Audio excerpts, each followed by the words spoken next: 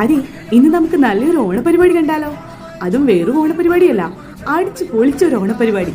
ഇവിടുത്തെ ഓണം ഇപ്പോഴേ തീരില്ലെന്ന് ഞാൻ പറഞ്ഞിട്ടില്ലേ? നീ നോക്കി, നമ്മുടെ കാത്തൂട്ടി ഓടി വരുന്നത് കണ്ടോ? ഓട്ടം മാത്രാണോ ഇനിയുള്ളത്? കാത്തൂട്ടി മാത്രാണോ പങ്കെടുത്തത്? അല്ലല്ലോ, ദേ ഓടുന്നു ഞാനും. എനിക്ക് കിട്ടി അല്ലറ ചില്ലറ സമ്മാനങ്ങളൊക്കെ.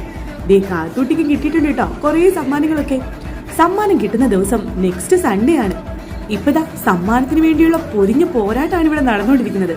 സുന്ദരിക്ക് പൊട്ടുതൊടല്, ലെമൺ സ്പൂണ്, കസേരകളി, കുളങ്കര, അങ്ങനെ കുറെ ഐറ്റംസ് ഉണ്ടായിരുന്നു.